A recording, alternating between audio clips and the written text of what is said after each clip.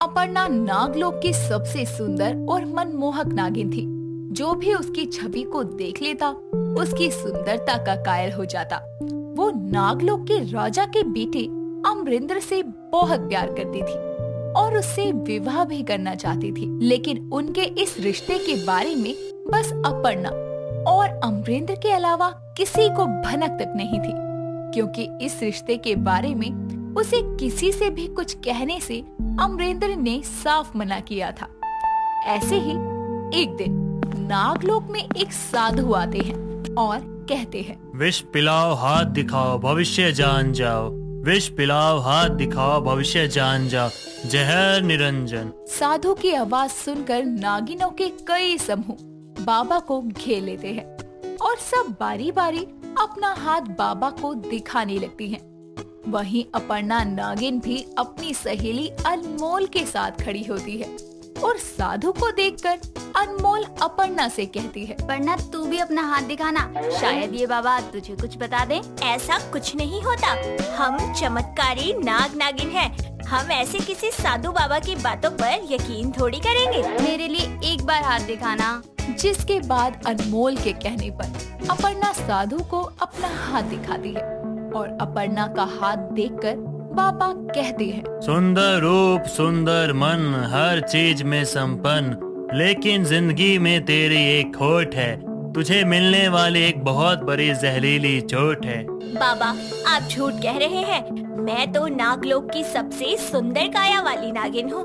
अरे भला मेरे साथ कुछ बुरा कैसे हो सकता है? आप तो मुझे बेकार ही डरा रहे हैं। जहर निरंजन, बेटी तू जिसको चाहेगी उसी से चोट खाएगी, ला दे मेरी दक्षिणा यानी जहर का प्याला। बाबा मैं आपके इस कथन से कतई सहमत नहीं हूँ। मैं क्यों आपको जहर देकर बर्बाद करूँ? आपने जो बोला है वो नहीं हो सकता।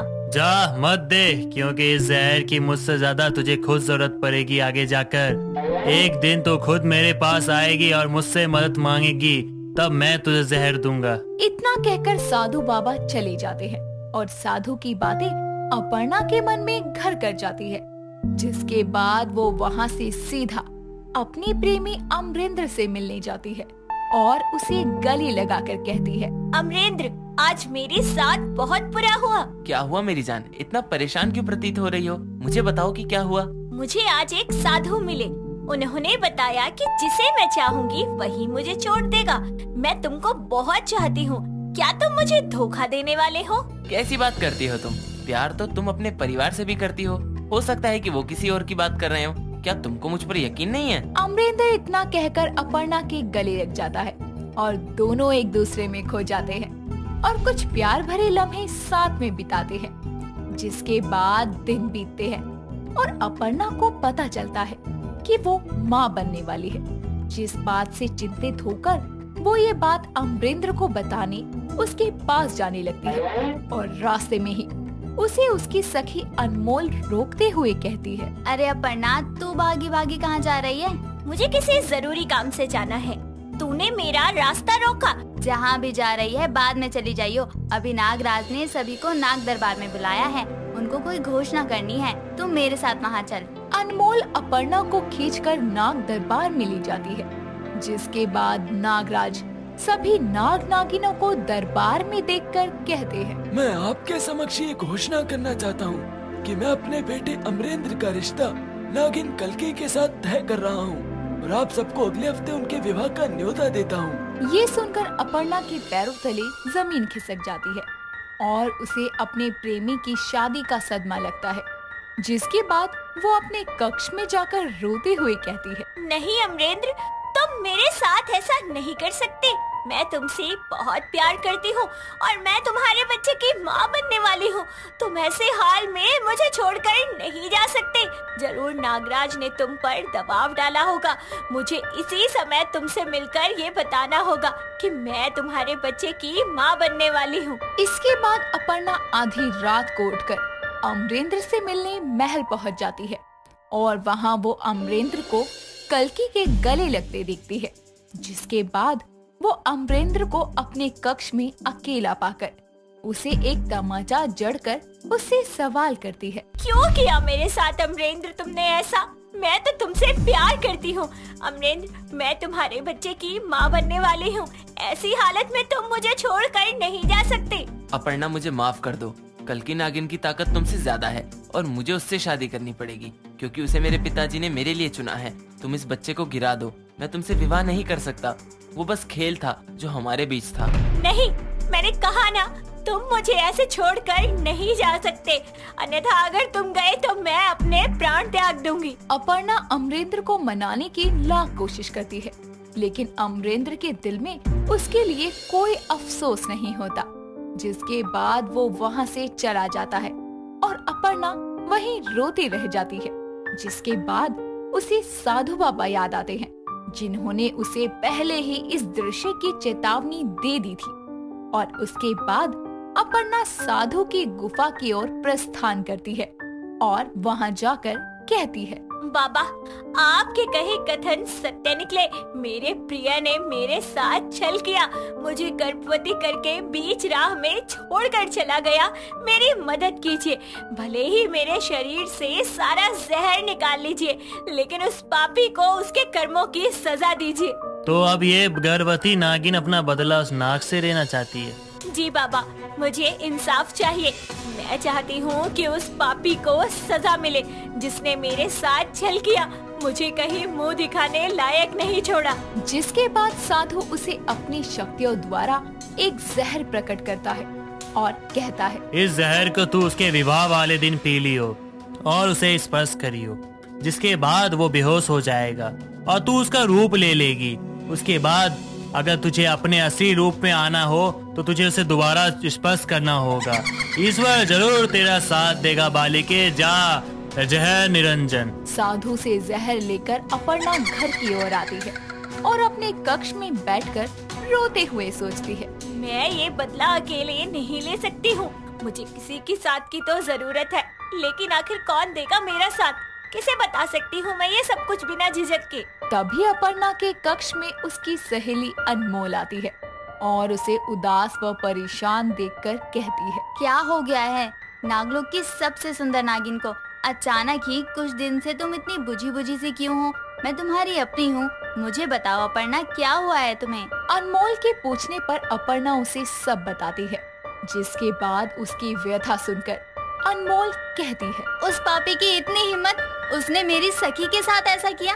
मैं ऐसा नहीं होने दूंगी, उसको उसके कर्मों की सजा मिलकर रहेगी। अपर्णा, मैं तुम्हारे साथ हूँ, मुझे बताओ क्या करना है। अनमोल का साथ पाकर अपर्णा खुश हो जाती है कि उसकी सहेली उसका साथ देने वालों में से है।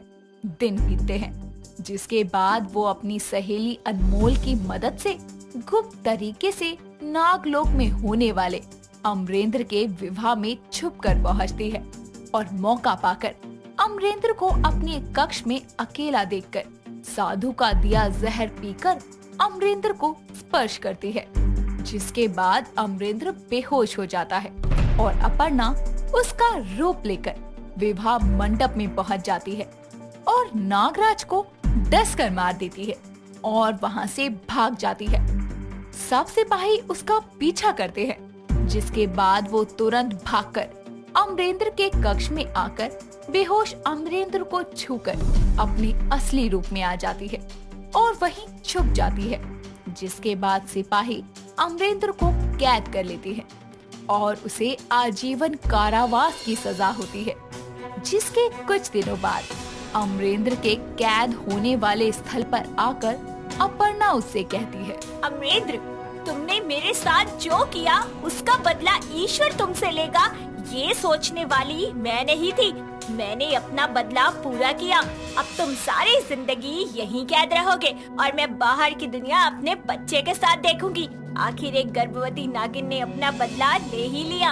अपर्णा इतना कहकर चली जाती है और अमरेंद्र सारी जिंदगी पछतावे की आग में जलता रहता है, लेकिन उसे कभी माफी नहीं मिलती और अपर्णा नागिन नागलोक छोड़कर कहीं दूर चली जाती है। इच्छा एक चुलबुली सी नागिन थी जिसको अपने जादू से धरती के लोगों की मदद करना बहुत अच्छा लगता था, लेकिन पृथ्वी पर रहने वाले लोग मन और कर्म से बुरे होते थे। इसीलिए उसके माता पिता नैनतारा और नागेश हमेशा उसको धरती लोक जाने से मना किया करते थे। एक दिन नाग पंचमी के दौरान नागलोक में बड़ी ही धूम मची थी।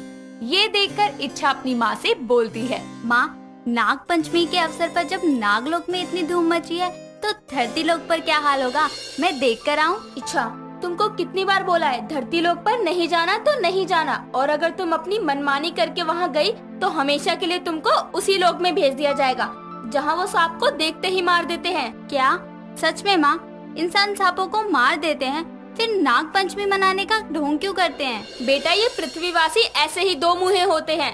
आज के दिन हम नागों की पूजा करते हैं और बाकी दिनों में सांप दिखने पर उसको बेरहमी से मार देते हैं। अपनी माँ की बातें सुनकर इच्छा के मन में इंसानों की एक ऐसी छवि बन जाती है जिस पर उसको विश्वास करना मुश्किल था, लेकिन एक डर तो बैठ ही गया था।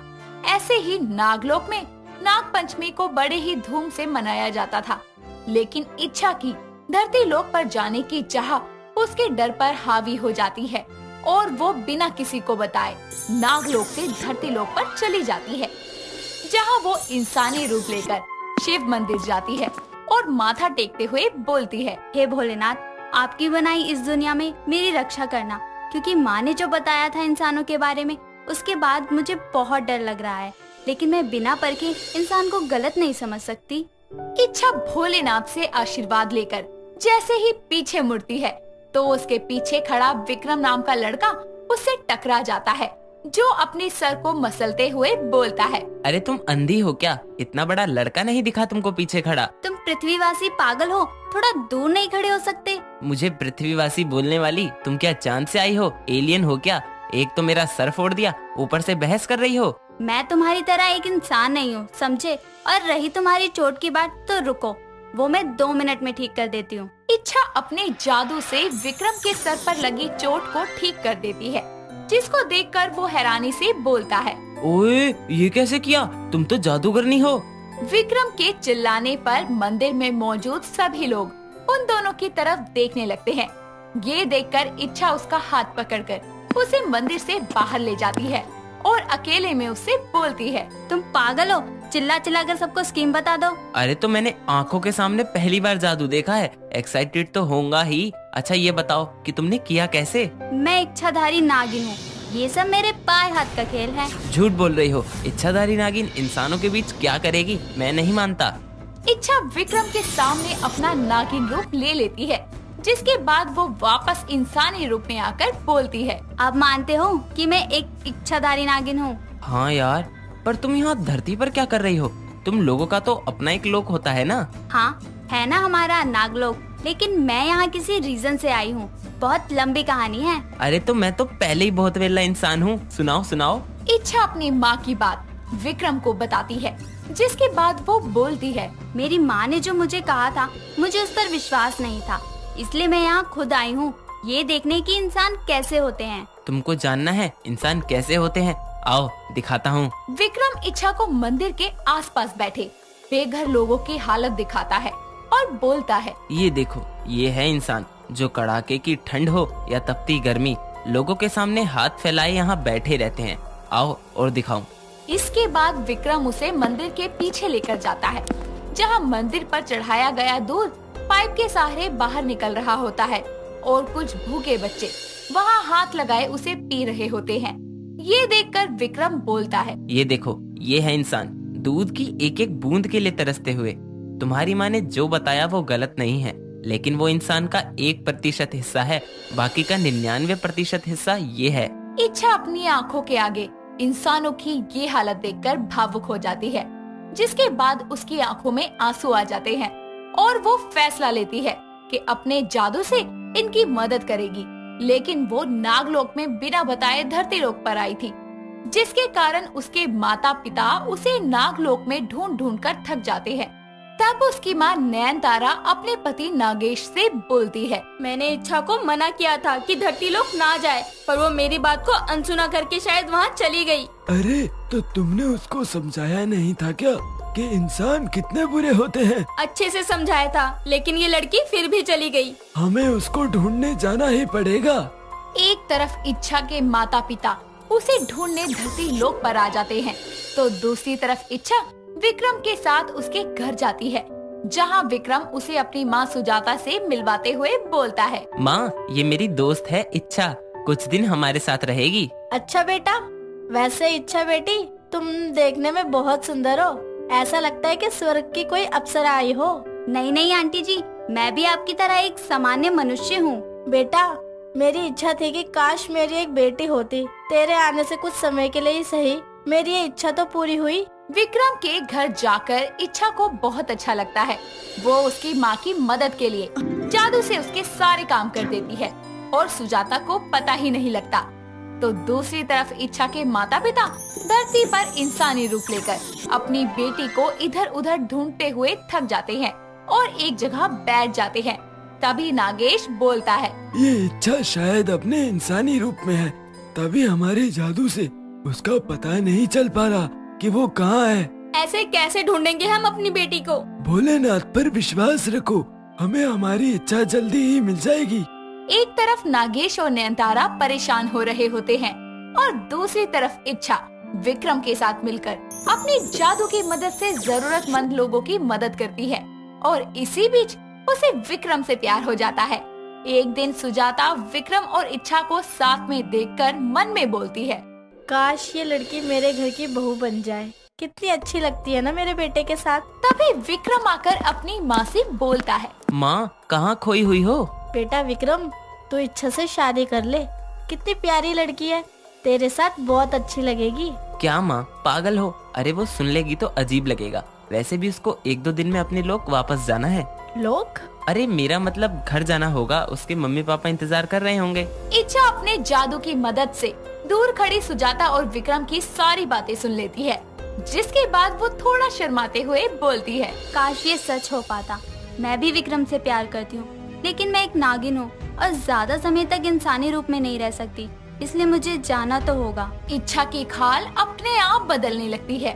ये देखते हुए वो एक कमरे में जाकर अपने नागिन रूप में आकर बोलती है, इतने समय से अपने असली रूप में नहीं आई, इसलिए ये हुआ। इससे पहले कि कोई देख ले, मुझे अपने इंसानी रूप में आ जाना चाहिए। इच्छा वापस इंसानी रूप में आ जाती है, लेकिन उसके नागिन रूप लेने की वजह से उसके माँ बाप को इस बात का पता चल जाता है, जिसके बाद वो जैसे ही बाहर आती है, उसके माता पिता भी वहाँ आकर बोलते हैं, इच्छा तू यहाँ कैसी है मेरी बेटी? तुझे मना किया था ना कि धरती लोक मत आइयो। अरे वो ठीक है, ये काफी है, अब चलो यहाँ से।